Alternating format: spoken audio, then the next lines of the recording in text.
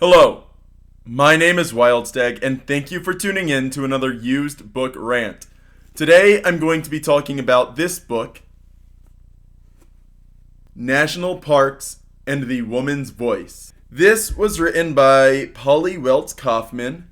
The subtitle is simply A History. I bought this book used for $9.50. I'm discussing this book now because today is International Women's Day, the day of recording at least. And so I wanted to emphasize books this month that focus on women characters or woman authors. This case, the subject matter is women in national parks, but the author is also a woman. Opposite the cover page is also a picture with the caption, Althea Robertson, the first African-American woman ranger at Yosemite National Park, tries her Park Service Stetson on a member of the next generation, courtesy of Althea Robertson. So there you go. This book is a history book. So right off the bat, not a lot of people are going to read it.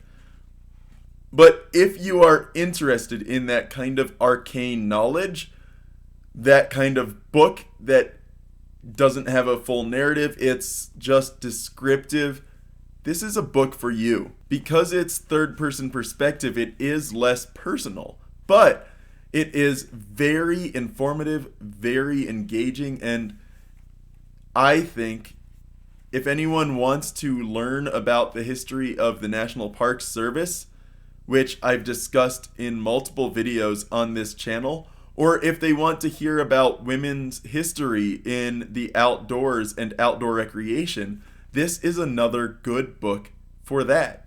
In one of the books I recently read, Cliffs and Challenges, a book about a young woman in Yosemite before it became a national park, the introduction actually mentions this book, National Parks and the Woman's Voice, by name.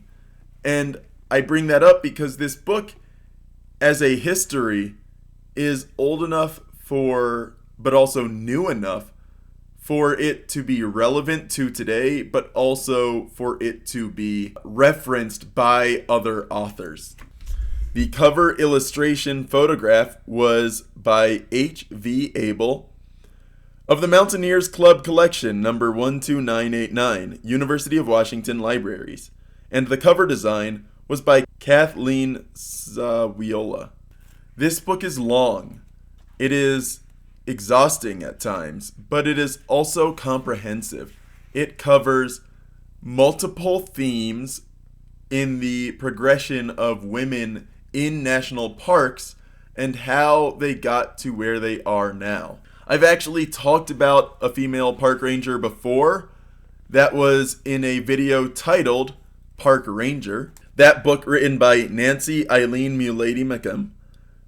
Title Park Ranger, subtitle True Stories from a Ranger's Career in America's National Parks. Part 1 in the listing of chapters and the table of contents. Part 1 is titled Speaking for Parks, the Pioneers, with chapters 1 through 4 focusing on travelers and explorers, early park founders and advocates, first women ranger naturalists, and Park Service wives.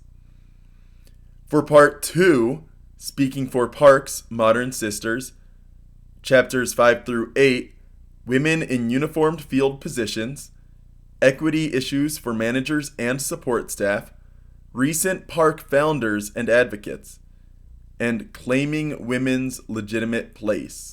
The introduction really puts forth a thesis that the rest of the book follows, and it explains the history of the woman's role in national parks, as well as how it evolved as the National Park Service evolved. So the first paragraph of the introduction reads, if a family planning to visit a national park were to describe their expectations about how a park ranger looked and acted, they would undoubtedly project a traditional image.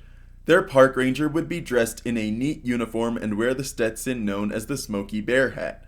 Their ranger would generally be a white male, but sometimes female, in good physical condition, well-mannered, friendly, and somehow difficult to tell apart from the ranger they saw the day before.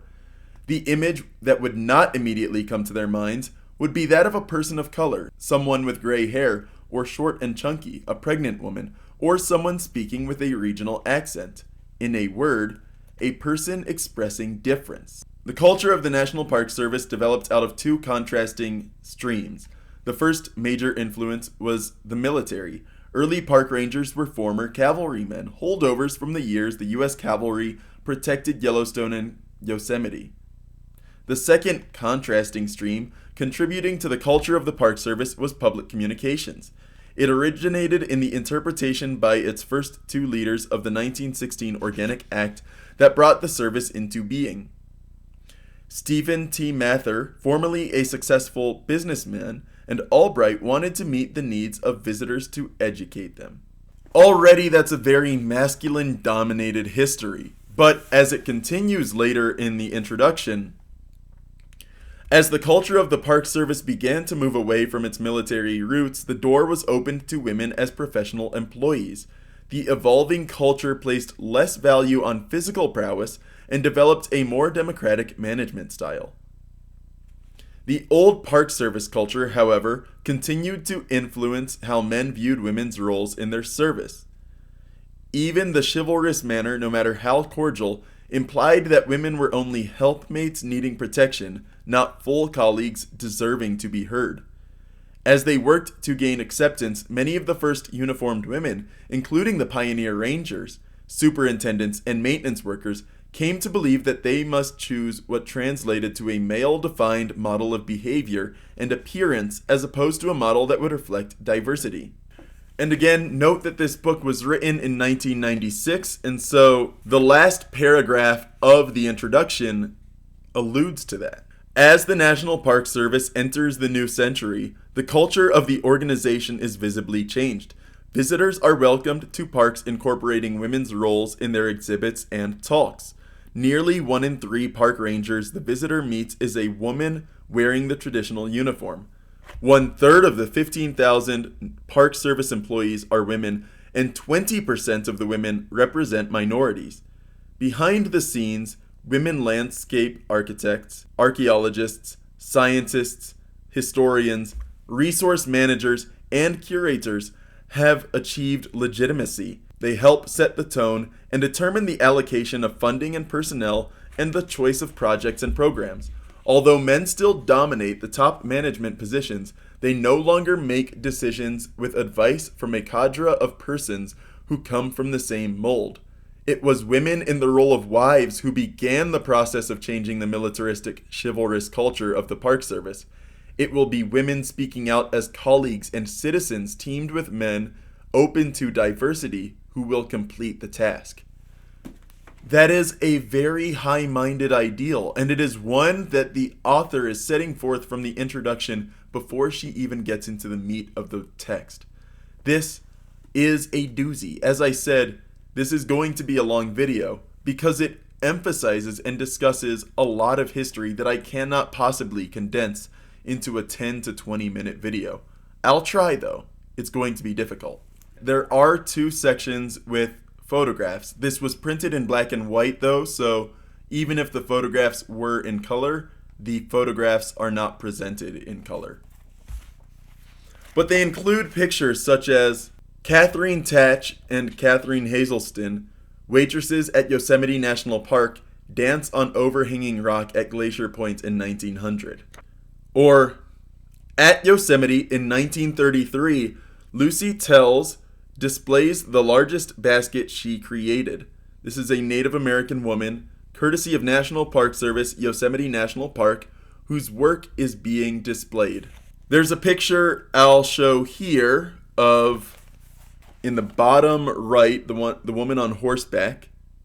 The caption reads, Claire Marie Hodges, the first woman park ranger in the National Park Service, was appointed at Yosemite in 1918. There's a picture here, 2 pictures on opposite pages on, I think it's on pages 180 and 181. The first picture on the left reads, "Women at the 1941 Superintendent's Conference were Gertrude Cooper, the first woman park superintendent, who served at Vanderbilt Mansion National Historic Site, New York, from 1940 to 1945, and Isabel Story, Park Service Editor-in-Chief for nearly 40 years beginning in 1916. And on the other page, Georgia Ellard, the first African-American woman park superintendent, began as a clerk typist and rose through the ranks to manager of Rock Creek Park in Washington, D.C. in 1977. The picture with the women in 1941 is this one right here. In the picture, I don't know if I can show it too well. In the picture, the two lightest colored suits are the women. On this page right here is the first female black superintendent, the one who served in Rock Creek Park in Washington, D.C. That one made me feel especially wholesome when I read that picture and read the accompanying part of the book, because I come from Southern Maryland, very close to Washington, D.C. So knowing that the first black female superintendent was that close to home was an uplifting moment while I was reading this book. There is additional representation. In the pictures is included Erin Broadbent, a disabled park ranger, shown on duty at the White House in Washington, D.C. She has a wheelchair and a bag that says, "I may not be totally perfect, but parts of me are excellent." And on another page, a picture showing JFK with several women, and the caption reads, "At the signing of the act establishing the Frederick Douglass Home in 1962, President John F. Kennedy hands a pen to Rosa Gregg, President of the National Association of Colored Women, while Mary Gregory, President of the Frederick Douglass Memorial and Historical Association, looks on." And this is what that looks like. There is far too much content in this book for me to really get into. But as I thumb through it looking for sections, all I can think of is the amazing history in this book that really expands any knowledge I might have had. As I learn specific details, I can't help but feel inspired. Because it's not just women that are represented, but people of color, people with disabilities, people with all manner of life experiences, from wealthy to poor. I think of this in the context of Betty Reed Soskin, who worked at Rosie the Riveter World War II Homefront National Historic Park in California, and she didn't retire until she was 100 years old. And that was big news when she retired, because she was born in 1921. And I don't know exactly when she started working for the National Park Service, but in 2021, when she turned 100, she was the oldest park ranger in the system. And more to the point, her age afforded her an incredible luxury of having first-hand personal knowledge of the moments that the park she worked at memorialized, which makes it so fascinating. And she isn't in this book, but people like her are. People that created amazing things at the national parks that they worked at, or women that inspired others to memorialize and preserve pieces of our history, natural and human, in the National Park Service. There are so many amazing portions of this book that I can't possibly choose which one I want to focus on. One woman in particular that I can think of that was incredibly foundational in National Park Service design is Mary Jane Coulter. Her identification with the Grand Canyon and the native peoples of the Southwest was expressed in the buildings she designed at the canyon over a period of 35 years for the Fred Harvey Company, operators of the Santa Fe Railroad's hotels and restaurants. Her goal for her first building, the Hopi House, in 1905, was to provide an authentic setting on the South Rim where Hopi people could create and sell their crafts, albeit as Harvey Company employees. Constructed by Hopi builders, Hopi House reflected the indigenous Hopi dwellings at Oraibi, Arizona. It goes on to say, Coulter's buildings still give character to the South Rim, where 7 of them survive. She also designed Phantom Ranch, a collection of native stone and wood buildings on the floor of the canyon, a vertical mile below. She marked the west and east ends of the South Rim with Hermit's Rest in 1914 and the Watchtower in 1932 as romantic representations of Pueblo Indian culture, and in between designed the lookout to rise out of the Kaibab limestone in such a way as to almost be indistinguishable from the canyon wall. Both on the inside and outside of her buildings, she placed artifacts from the Old West and Native American crafts, symbols, and legends. And, nowadays, I'm sure there's a different look at Coulton's work as perhaps appropriative, but what she aimed to do was noble, and I think a lot of people in that area still look at those buildings as representation in a good way. And I know that's really difficult to find, but everything I've read seems to indicate that in general, it's seen as good representation. It may be designed by a white woman, but it was designed to honor and to educate people in a good way. There's another portion of this that I think there's a section on page 154 in chapter 6 that I think is really important to read. The subtitle for this section is titled Contemporary Women Park Superintendents. And it reads, although the women park managers the Park Service selected from the 1970s to the mid-1990s were, on the whole, just as qualified as the men they chose, it appears that women were often selected because they were in the right place at the right time.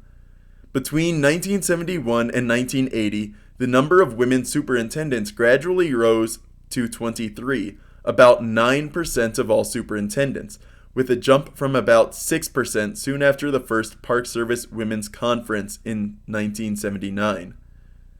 In that year, Director William Whalen named women to half of the new superintendencies. He also selected Lorraine Mintzmeyer, by then superintendent of Buffalo National River, to be the first woman director of one of the service's 10 administrative regions. Beginning in the Southwest region, she transferred to the Rocky Mountain region in 1980, where for more than 10 years she served as regional director, the only woman at that level. Mintzmeyer's appointment was particularly significant because Rocky Mountain oversees many of the service's premier parks, including Yellowstone, Glacier, Zion, and Bryce Canyon. Beginning with the administration of Interior Secretary James Watt in 1981, the situation changed radically. Of 30 new appointments to superintendencies in 1981, only 2 went to women. The downward trend ended with a new administration in '89. At a public meeting where he cut the ribbon opening an exhibit about women's history in the park, Interior Secretary Manuel Lujan was asked about the low number of women park superintendents. He replied, "Come back a year from now and see the changes that have been made." Within a year, the number of women superintendents nearly doubled to 12%, but it leveled off until 1995, when a new administration pushed it to 16%, or 43 women. 3 were African Americans, and 1 was the first Hispanic American woman park manager. And then it continues later. Georgia Ellard, the first African American woman superintendent, came from administration. When she began as a GS3 clerk typist, she was the only person of color in the Office of National Capital Parks. After she gained experience at the Design Center and in personnel, the National Capital Region chose her to be administrative officer at the new National Visitor Center in Union Station prior to the bicentennial. Promoted to manager, she trained many women who later became managers themselves. After the roof of Union Station literally began to fall down, she had to close the visitor center. When the region selected her as superintendent of Rock Creek Park in the District of Columbia, she had then served more than 25 years in the Park Service. A pioneer for both women and African Americans, Ellard noted that many women, including her 3 daughters, told her that she was a role model for them. This book covers almost a century or more, I think, of history of women in places that became national parks and women working in places that already were national parks. And I think if anyone watching this video has an interest in these kinds of subjects, wants to know more about the National Park Service, or thinks any of this content so far has intrigued them, I highly recommend you read this. It is small print. It is 237 pages long. There are 70 pages of notes and bibliography and footnotes and that kind of thing. But don't let that be intimidating to you. Don't let that be daunting to you. Read this book and come away with a new understanding of the way that women have shaped one of our nation's greatest institutions. I think if you go in with that mindset, it will be well worth your time. I paid $9.50 for this, but I've reread it a couple times. It has definitely been worth the money, and I think it may even be worth the money new. Anyway, my name is Wildstag, and thank you for tuning in to another used book rant.